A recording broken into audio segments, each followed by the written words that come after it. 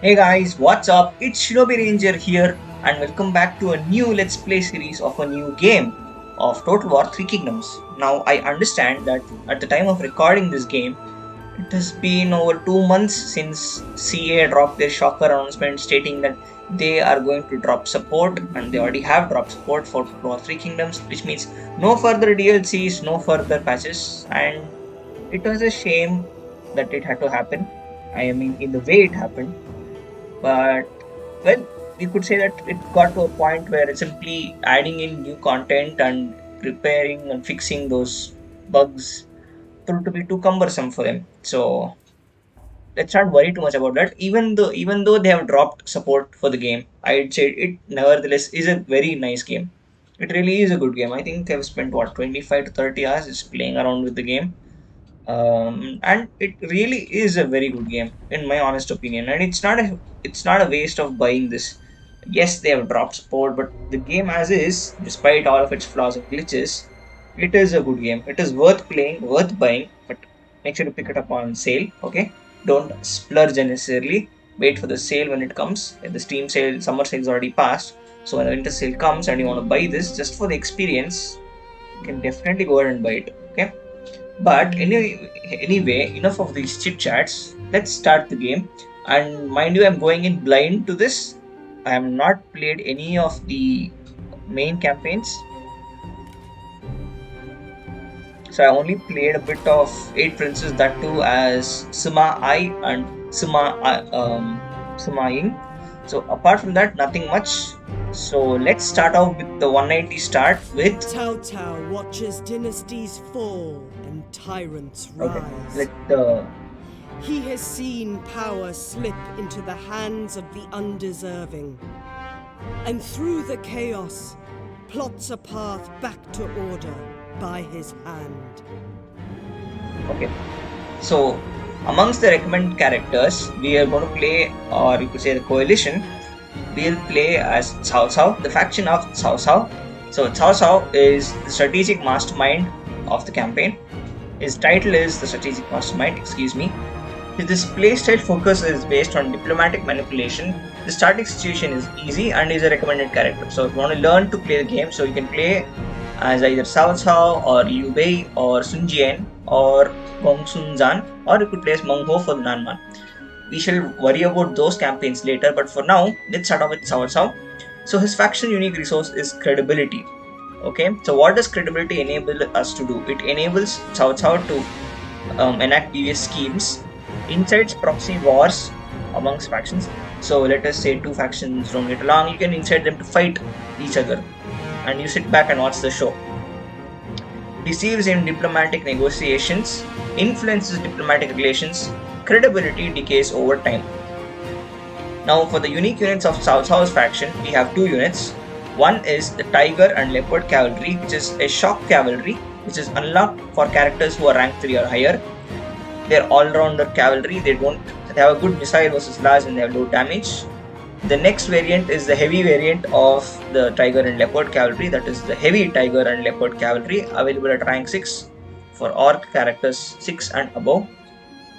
Okay, for unique buildings, we have a farming garrison, which is an improved agricultural chain building, which improves the garrison, gives food, reduces the construction of military districts, that is infrastructure of military buildings, increases the replenishment of troops.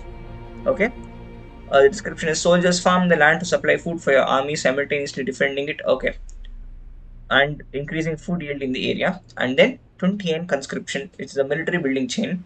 So this gives starting rank for all recruits, it gives movement range for our armies, increases the seasonal retinue deployment, gives food from agriculture, and reduces the cost of agricultural garrisons, but reduces population growth.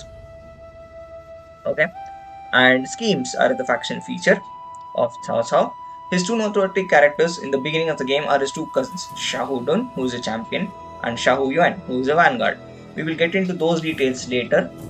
Now, as for the character, the man Cao Cao himself, so his traits are he is dutiful, he is ambitious, and he is suspicious.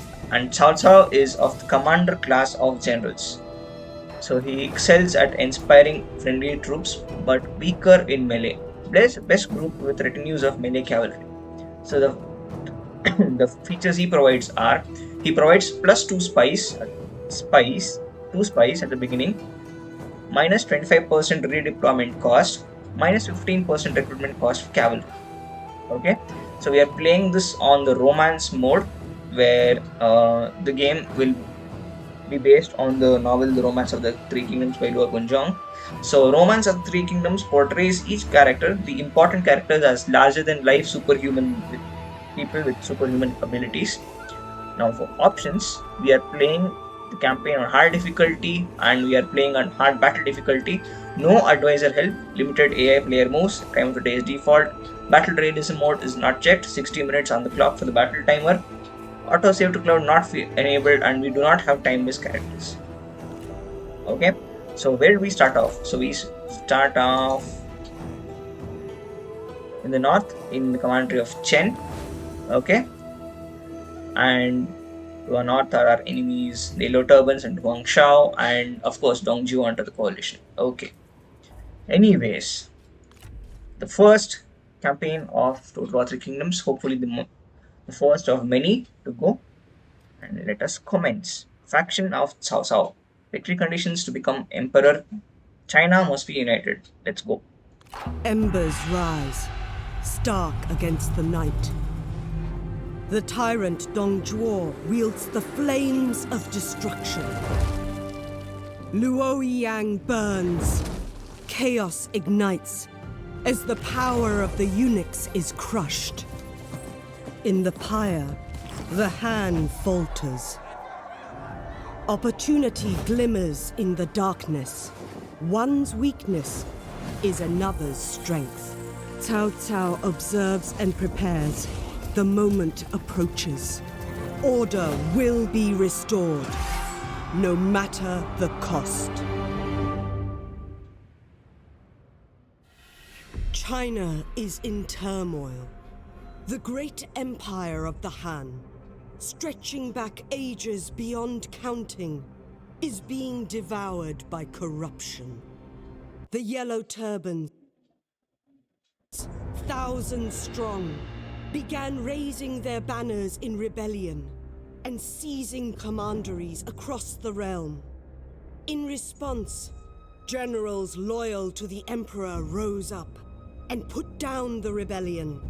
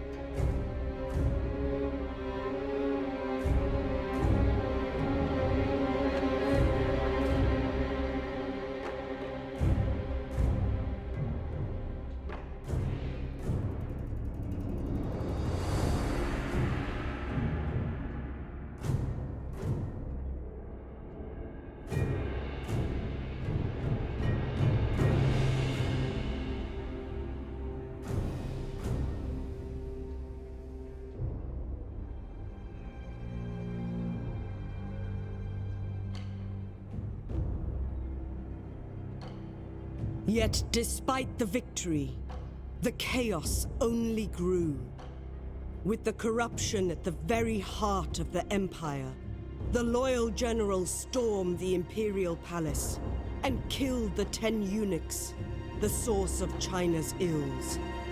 In the madness, the warlord Dong Zhuo seized the emperor.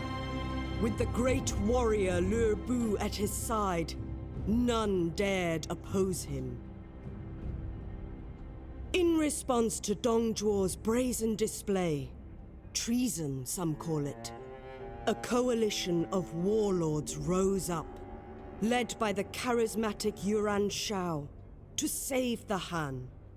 Faced with united opposition, Dong Zhuo retreated west to his stronghold of Chang'an, razing the old capital Luoyang to the ground as he fled.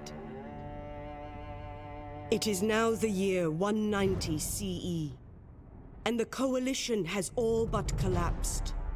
Warlords on all sides have seen opportunities to build their own fortunes from the chaos.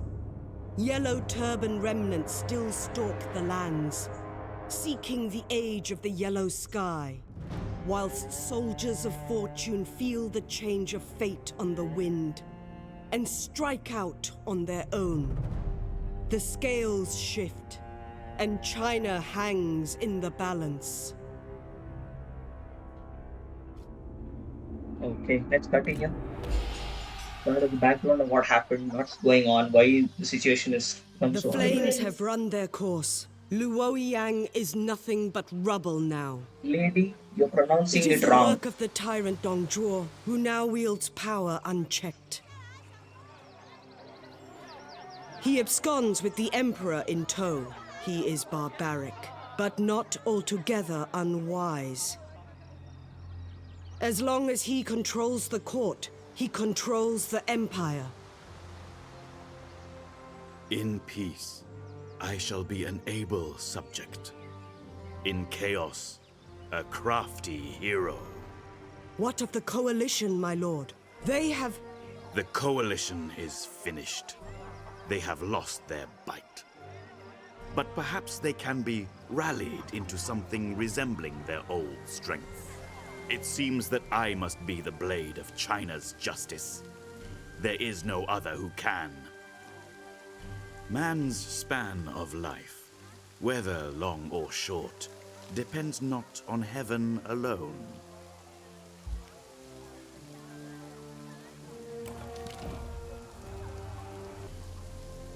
Okay, well, that was it. Long intro. But, okay, before we get on with things, let's see this. Okay, establish your power. Lord Cao Cao, you have been cast out, branded an enemy of the Empire. It is clear that only you have the capability to end Dong Zhuo's tyranny and bring peace. You can use the surging population and pliable peasantry of your homelands to your advantage, whilst vulnerable foes to the north may make expansion there beneficial. The time has come to increase your prestige and influence, then unite what has been divided. So we have to be wary of Yuan Shu to the west and Tao Qian to the east. Claim the neighboring Han Empire regions. Okay. Okay, first mission issued. Pursued by Dong Zhuo's men, Cao Cao prepares to fight. The coalition is finished and the tyranny of Dong Zhuo endures despite your intentions. The time has now come to look to other plans. Although you have returned home, there is little time to waste. The tyrant has sent Han forces to apprehend you. They must be defeated before we can look to our future. So we need to engage the following generals. We need to engage Yuan Huan's army in battle. It's in front of us.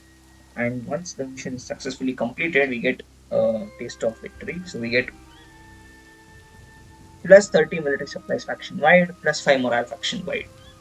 Okay. Now, first off,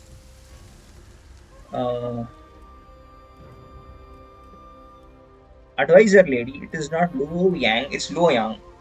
Okay, there's a difference. So Luo Yang, the capital, has been raised, and he has fled west with the Han Emperor towards Chang'an, the second of the two. Now, in this period, the capital of the country, there were two capitals. So one is the eastern capital, that is Luoyang, and the western capital, that is Chang'an. Chang'an today is known as Xi'an, right?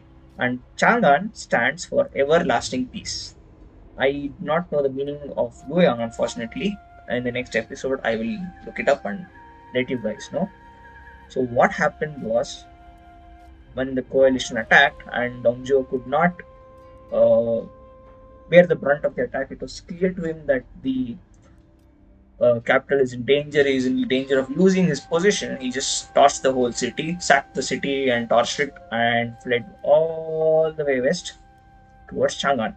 The reason he did that is Chang'an is far more easily defensible compared to Luoyang,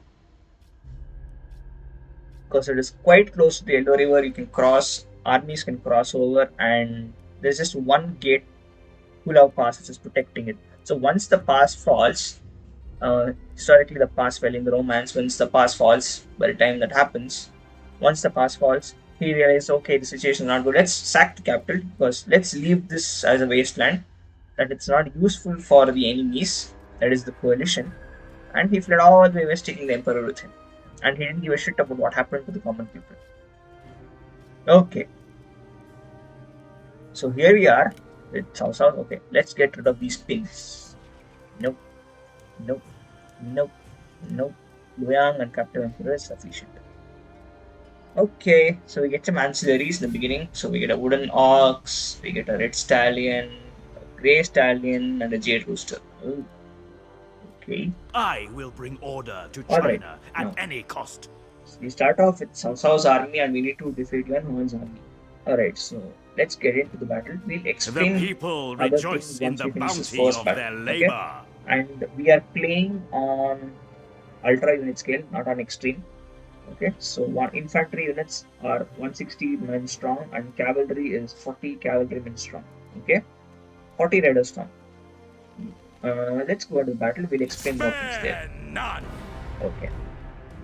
So since this is our first battle, let us fight it out on the battlefield.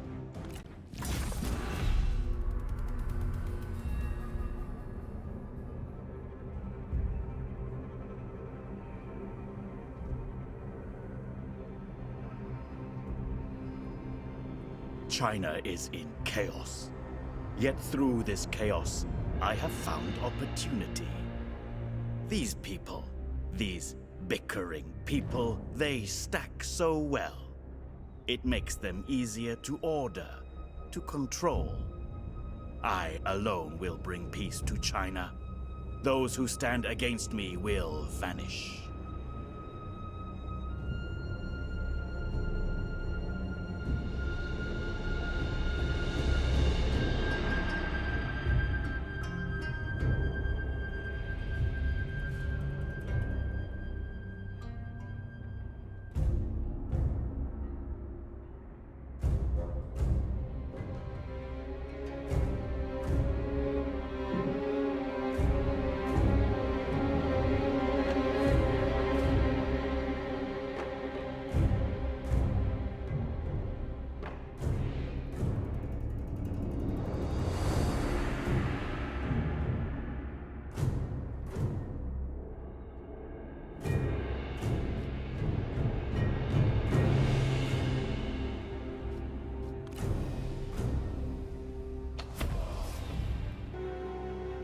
Okay, here we are on the battlefield with our army.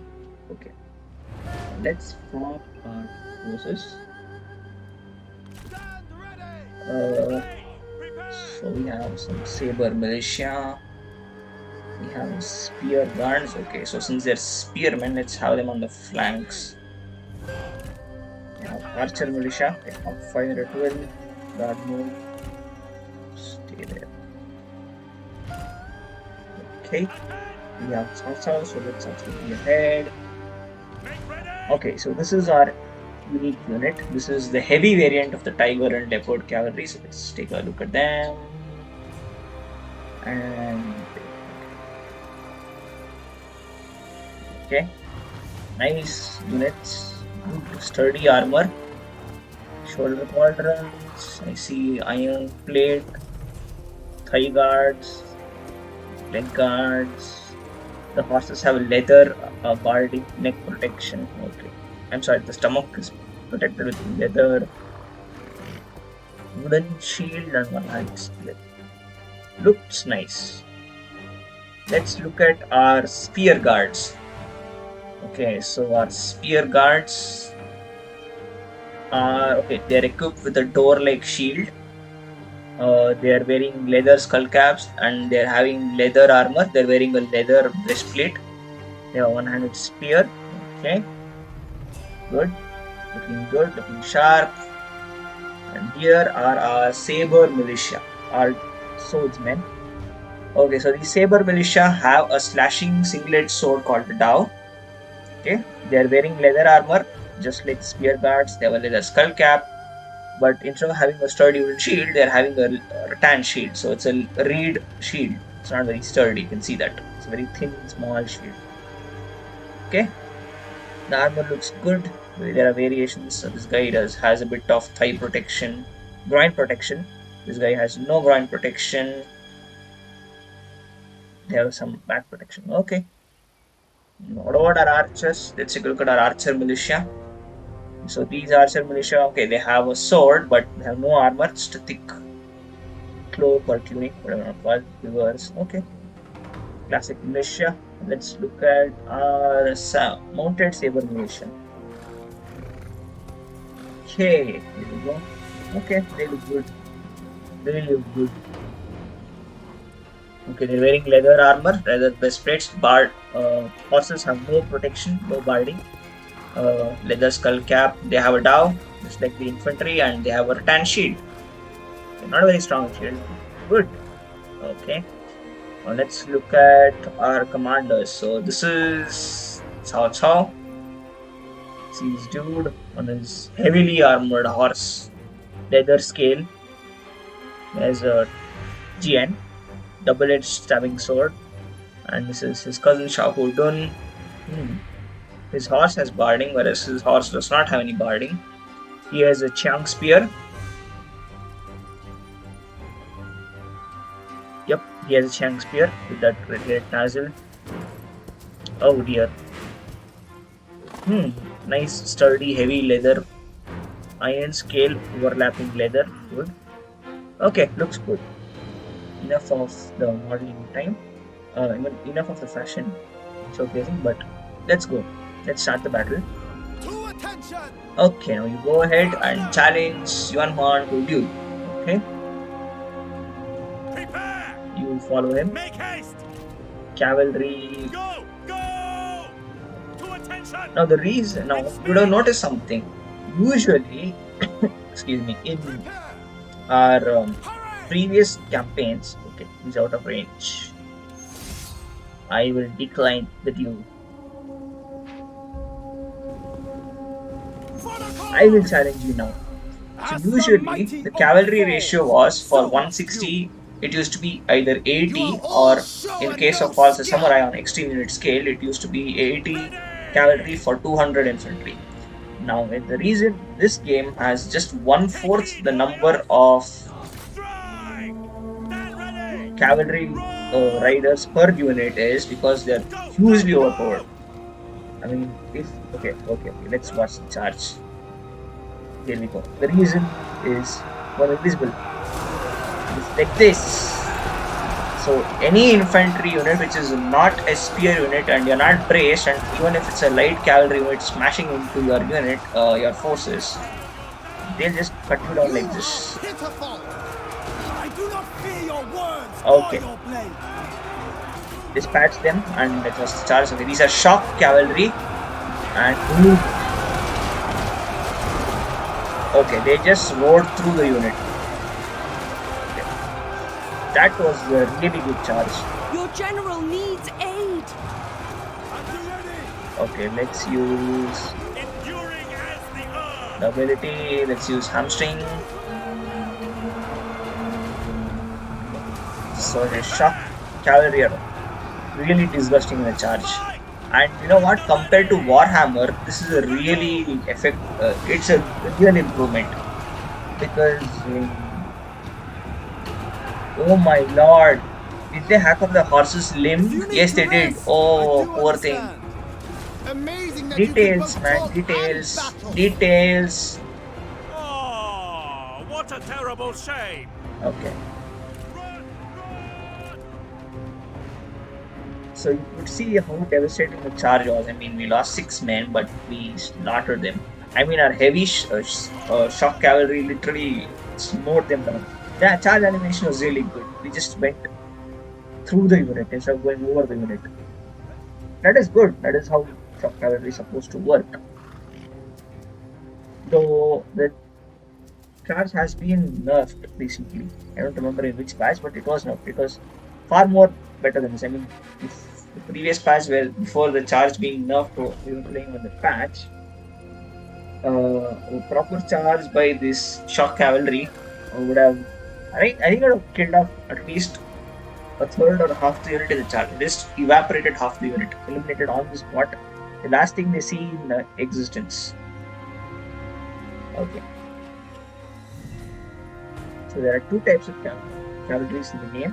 One is shock cavalry, such as our tiger and leopard cavalry. Any cavalry which is a spear is considered shock cavalry. You can see that insanely high charge bonus. So these guys are good for charging into the flanks of troops or smashing them head on if they are not spearmen and they are not braced. If you charge headlong into spearmen in this game, you're going to get your cavalry killed off. Okay, the melee cavalry are not as strong as shock cavalry in charging, but the main purpose of melee cavalry is you charge in and you inflict damage and you stay in sustained melee and you fight. You duke it out with them, you slug it out in melee with them. Okay. And also there is another feature which I would like to show. Okay, Cao Cao is chasing them. Okay, enough. Come back, man, and you can take a look. So if you observe carefully, so 45% is the armor, or 45 armor is the armor value of our tiger and leopard cavalry units. The speed is 62. This makes sense because your horse is having guarding. The rider himself is heavily armored and he's carrying a shield and a spear as well. That equipment is going to weigh down the horse. Whatever the armor the horse wears, alongside the rider's weight, and he's further encumbered by armor for his protection. So the mass of the cavalry is going to increase. You're more heavier and hard hitting, but you're going to slow down because you need to move, and moving around with a lot of weight is not fast. It's not quite very quick enough. Now if you see our melee cavalry, we have armor of 7% base, that is our armor value. So I mean, you're wearing leather, you're wearing the leather breastplate, whereas here you're wearing so here you're wearing leather and you're wearing iron scale. Nice close up of this guy, by the way. So it makes sense, and your horse is not barded as heavily as theirs. There is literally no barding. You're carrying a sword and a shield, so it makes sense. You're going to move fast because the horse is not encumbered. You're not encumbered. So that is one thing I like. Okay, anyways, let's end the battle. You absolutely butchered them. Poor souls. You can see the kills there. My god. That was really devastating.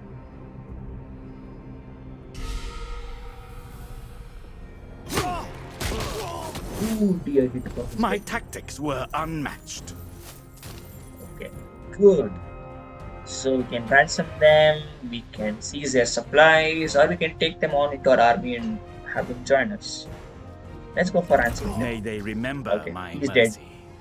Okay. Mission success. Thank you. Okay. Second mission issue. The banner of war is raised and Cao Cao marches. You are safe for now, Lord Cao Cao, but we cannot rest. The time has come to expand your rule. The nearby farmland is an opportunity waiting to be seized and a chance to push back against those in the enthralled Dong Zhuo. So we need to conquer the nearby settlement, that is Suiyang county of Chen Commandery. Okay, where is that? It's here. And once the mission is successful, we get something. We get reward as support from the people, plus 5 public order in all commanderies, and plus 25 faction support faction. Okay. Glorious victory. The first battle has been done, and Cao Cao gets plus 1050 XP bonus for Cao Cao. Okay, that's good. Okay. We must consider the bigger picture. We cannot recruit. What we will do is we'll explore some things. Alright, now one thing you'll notice here in the campaign panel is usually in the previous games you had just one general and you had a 19 stack army. You had 19 units and one general. Okay, Shogun 2, you could have full 20 units. You could have, I mean, the first unit would be considered the general of the army. But later on, in Rome 2, Attila and Warhammer, you had to have a general or a lord, based on which game you're talking about, and then you could have the remaining 19 units or something. Okay. But here, you have something called as retinues. So a retinue can be consisting of a maximum of 6 units, or you can have 0 units per retinue. Okay, and they are excuse me, attached to the warlord, to the commander, to the general in this case. So even if Cao Cao, if you China's plight if you recall demands him, merciless okay, actions. we'll explore those options next. Okay, now what is this thing next to this? So you see this is our army action point. So this is except this essentially means army movement range. It's not changed, but you have My something called a ambition supply is here. So coming what does to the supply do? fruition. Now supplies play a big part of any campaign, be it historical, medieval, early 19th century, 20th century, modern. Supplies are a big deal, and supplies can amount to anything like food, clothing, equipment, medicine, ammunition, livestock, fodder, a lot of things are covered. Okay, nowadays you don't have fodder, but supplies here primarily mean food. Okay, because if you're in friendly territory, you can resupply, you can requisition grain and everything. You're stocking up on supplies to go campaigning. So let us say you're going to a foreign land to attack. You're not going to get supplies just like that. You need to either steal As the supplies from the land enemy, ripens or you into need to harvest, raid the villages or something people like that, are or buy it from them, gladdened. or you have your own baggage train. So supplies in our case primarily refers to the food. Okay, so it shows that. Okay, and if you don't have enough supplies, you can't go campaigning. And if you run out of supplies in an enemy territory, your men are going to die out. So you're going to suffer attrition. Okay, that short explanation. So, an army requires supplies in order to function, which can be gathered when it is in friendly or allied territory containing food reserves and consumed when in enemy territory. As supplies dwindle, an army loses morale and suffers attrition as soldiers are lost to desertion and malnutrition. Okay, so food reserves in this case is this faction-wide food, and each commandery has a reserve of food. So what this means is, if your commandery has enough reserves, your army can resupply quickly. So if you don't have reserves, it also makes sense in the real world. Let us say I have an army, I'm taking it out on campaign. So I come to the border where there is hardly any reserves. There is basically lack of supplies there. Supplies are very low. So it's going to take me more time to get those supplies. Either I somehow source it locally, either I pay heavily and get it, or I have to send for supplies from territories which are having that ample supply. Okay, so that will affect how I fast do this supply what is must be restocked. done. And if I'm in enemy territory and my supplies run out, people are going to die of hunger. That is first thing. And people are going to desert because without food, your army cannot fight. It doesn't matter if you're having the best equipment, you're having the best mounts, you're having very good medicines and healers, and doesn't matter. It all comes to nothing if you don't have food for your belly. Without eating, you don't have strength to go and fight, and you can't march around. Okay, so ultimately, if you are in enemy territory and you are out of supplies, you might start deserting under dying. It's just like what happened to Napoleon during his invasion of Russia. Okay, we all know that. Never invade Mother Russia, especially during winter. Okay, and you saw what happened to Napoleon's army when he did that.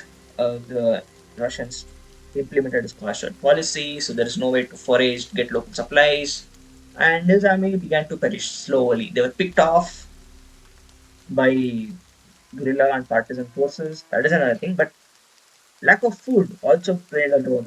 Okay, so without food, neither is an army in use. And even if you go stand blazing tall in your armor and shining armor and all your heavy duty equipment, on a hungry stomach, you're fit for nothing. Okay, you're gonna either leave or run away. Worst case, you're gonna sell your equipment and try to get some food. So make sure this is always full. Keep it as high as possible, because if you're going into far off territory to go campaigning, you're going to occupy territories or fight things. If you run out of supplies, your men are going to start deserting. They're going to start taking losses, and you cannot replace those losses because you're in enemy territory. So make sure of that. Now, coming back to the retinues part. Chaff So must be here promptly excised. you can have up to three generals per army. That is, you can have three retinues. So 3 generals, 6 units maximum per retinue, so you can have up to 18 units. Okay, now there are some features here. Now, one is moving the selected retinue out of the first. So essentially means from a combination of two retinues, you split those to have two separate armies. Now, if you split them, Cao Cao's retinue forms one army, Shah Dun's army retinue forms another army. Okay, make sure of keep that in mind. As you can have a single retinue as an army itself, it will take up an army slot. Okay, you can recall the selected retinue. Now, what does recalling mean? It doesn't mean that you're As I disbanding walk them. this Okay, land you're of not getting homes rid and of them. families, You're just I see China's future. okay. So you're essentially recalling them from the field. You're like, okay, your job is done. Come back. You're off duty. Take a break, relax, chill, do whatever the hell you want to do. You're not required for the time being. Okay. So what this does is it is going to recall the army. Okay. It is going to recall the retinue. Doesn't mean that they run away. They will be under service of the commander of Cao Cao. So Cao Cao goes off, and maybe you can let us say you need to recall his army, his forces against some other place instead of at Chen. So you can again resummon the army onto. You can redeploy those units. Okay, so that is what is redeployment cost. Once you recall the retinue from the field, they are no longer in active duty. They are off the field. No need to pay them. So you're not going to pay them for the duration. Okay, you're not going to pay for their upkeep, the maintenance of their equipment, their horses or whatever, because they're off duty. They're taking a break. They're chilling. Now swap the selected retinue. You can swap the retinue. You can exchange. So you can say that okay, I say Cao Cao, okay, you've done enough. Let's have somebody else come in place of you, and if that person has a retinue, he will take over. Okay. Now note that in this game, recruitment happens instantly. So it's like a part of the unit, maybe 1/8, 1/8 of the retinue. So 1/8 of 160 is what 20 men are instantly recruited. So what this means is you're mustering. Mustering means you instantly come onto the field with a small fraction of your troops, and you wait for your troops to assemble. So it's like people who are on off campaigning, your troops are off campaign, they are far away. You're telling them to hey get back here, and it's going to take time. They need to travel from wherever they are, and they come to you and they start filling up the ranks. Okay, that is what is mustering. It was introduced in Thrones of Britannia. I have not played Thrones of Britannia, not very much for it. Okay, so that is what is meant by mustering. Whereas in previous games, you click, wait for a turn, and next turn the unit is at full strength. Here it's not like that. There are modifiers. Initially, it will be 1/8 of the unit, but later on you can modify it. So initially, when you deploy them on the field, so the retinue comes with 1/8 of the strength, you have to wait for a certain period of turns. So it's currently what? Harvest 190. Okay, let's get to the year and the time how it runs in the game later. So you're going to get them onto the field, and it's going to take time. People have to come, they need to report for duty, and they need to The people gather. It's rejoice going to in take the time. bounty of their labor. Could also say that they'll undergo training or maybe whatever they're done in that time. Okay. Now disbanding the unit it means you're firing them permanently. It's as usual as in the other games. Okay, you say okay, you're too expensive for me, I cannot maintain you, or you're no longer useful, so just get lost. Okay, you can replace the unit, you can swap the units, you can tell okay, you're not needed right now, but you know what, I might have need of you in later future service. So go take a break and somebody else will come and fill your role. It's like that. Disbanding will get rid of the unit permanently. They're like, okay, you're discharging them, giving them the resignation, saying, okay, have fun. You're discharged. It's like you're retired, go home, enjoy. Swapping the unit means, okay, I don't have use of for you right now. I may need you later, so go sit, take a break, enjoy, do whatever the hell you want to do. Somebody else will fill the role, and if I need you, I'll call you back again. But be ready. It's like that. Okay, let us follow the mission then. Okay, yes. Now, No attack. mercy! Okay, so you see this negative mark. So they're suffering attrition. That means they don't have supplies. The county does not have reserves, and that's going to be a problem because once you're under siege, you cannot resupply, and there's there are people to feed. You need to ration out stuff, and once supplies are not, you won't start dying of hunger. Okay, so this is a very easy battle. Let's not fight this. Okay, this is gonna be a siege battle. I promise in the future we'll have such battles. Don't worry, but can we delegate it because we take very casualties. Let's delegate. Another step towards order. Gain some loot. Okay. So we occupied the livestock farm of Chen. So that is Xian is the livestock farm of Chen Commandery. We need to get to this administration part as well, right? Okay, let's do it slowly. One by one. Let's get it done. So we can occupy this for 20% loss of population. Okay, that is because people are refugees. So people are not happy with your rule, they're leaving. You get 10 faction support means people like you. How much people are supportive to you, like they're okay with your rule. You get plus 10 military supplies. Okay, you can loot and occupy. So people don't like us because we're looting them. More people are going to be displaced. We get more supplies because we have looted them. The settlement level is reduced because we have looted and a lot of mishaps in that. We can sack it and run away. So sack and withdraw means you go in, massacre the population, get a huge ton of money. People will hate you and will reduce, and the population size will reduce. So sacking is like going in, slaughtering the people, taking everything of value and just burning the place down. Let's not do any of that circus. Let's just peacefully occupy.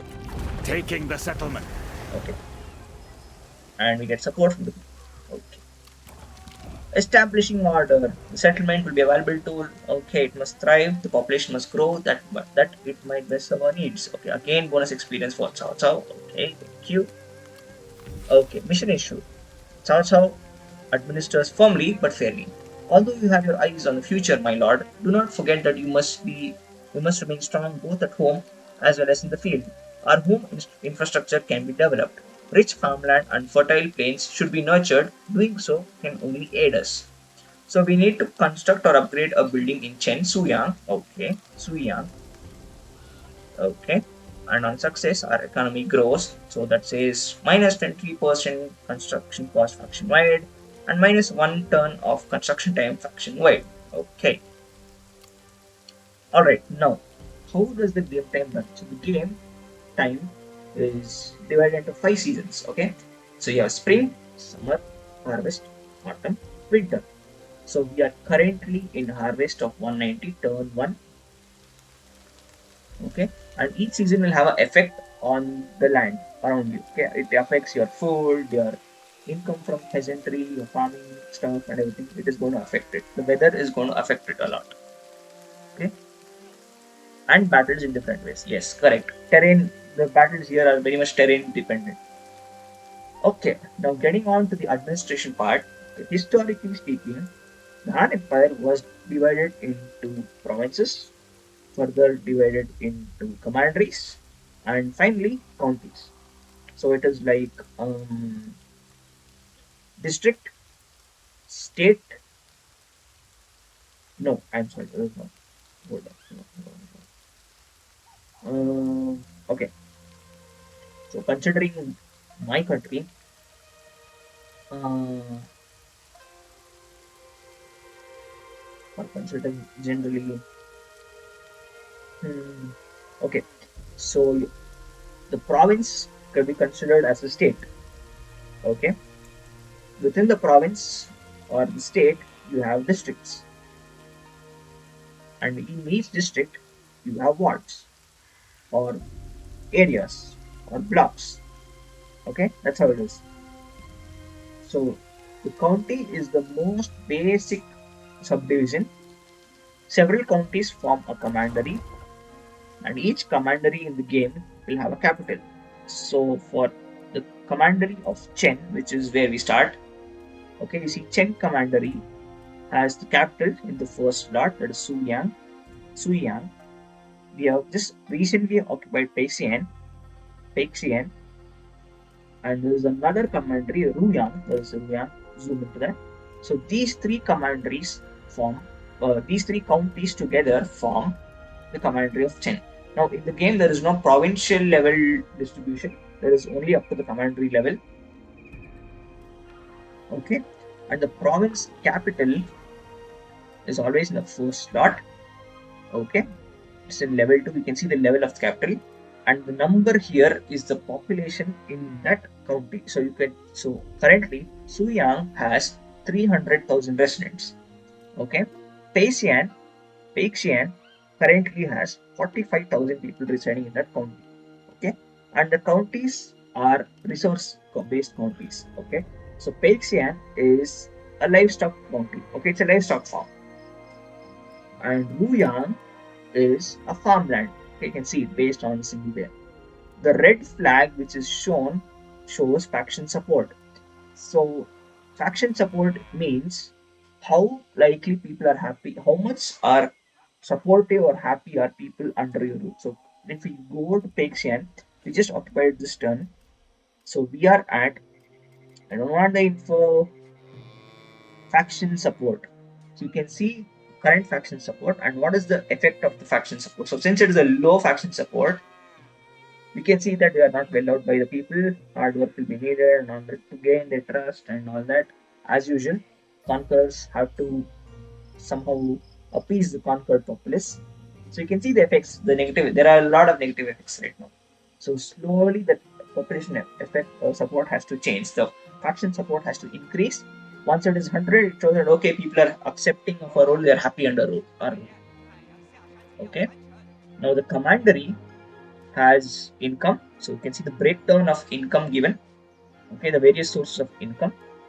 We have food in the commandery, that is how much food the faction is producing. I mean, from the commandery is being produced.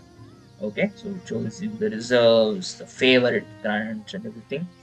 And it shows public order. So, public order is a measure of how happy are people with your rule. Okay, so if people are not happy, they're going to rebel, they're going to revolt, they're going to say, screw you, Cao Cao, you're not good, so get the hell out of this place. We don't want you here. Get out, get lost. Whoa, you're horrible. That kind of stuff will happen.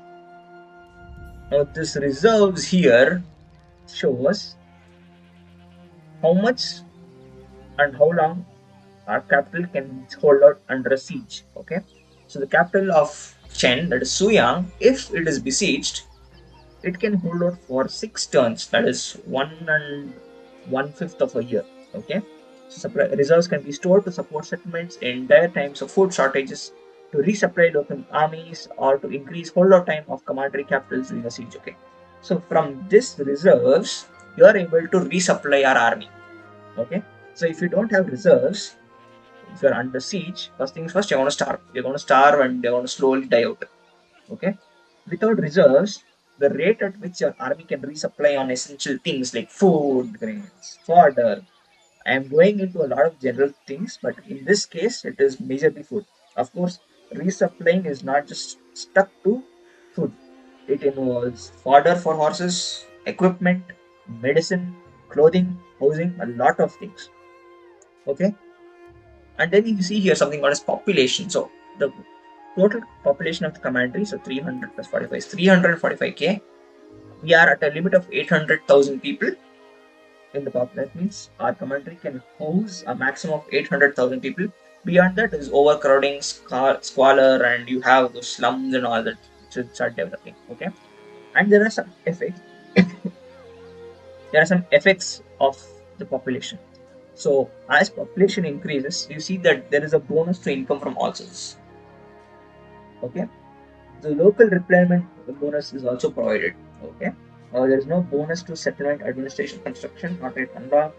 Additional buildings constructed is not yet unlocked. There is no penalties to public order currently. Plus 10% food production. Okay, so what does all this mean? So bonus to income from all sources is the more people you have in the place, the more your commerce is going to increase, the more your farming. Okay, generally speaking, if you have more people, you can use those people, the workforce. You can either put them to produce more food, you can put them to agriculture, you can put them to commerce, you can put them to industry, you can call upon troops to the army, you can call upon your vast pool of people to call upon to the army in case you suffer heavy losses. Okay, the workforce can be translated into speedier construction work.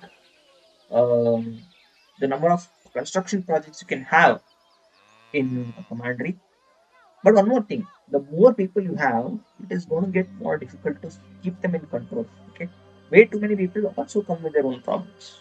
Okay, so you can see the growth like, per season. So next time 4,000 people are going to increase. The population is going to increase by 4,000, either due to people moving in, or due to infrastructure, or due to people having more kids, or people coming of age. Okay, that doesn't matter. What matters is your population will help you in a lot of ways. Okay, these are the effects given. I've explained it generally because you need to think in a general sense for these things. Like, okay, why does it provide? Some people don't go into all this depth, but you need to understand how it used to work. Even now, the principle is the same. Okay, then location effects. So you see the location that is of Chen. So what is the problem in Chen? Any problems are there? Any positive effects are there? So you can see what is the current location, either commandery or county. So it applies to either both commandery or county. Variation happens. Okay.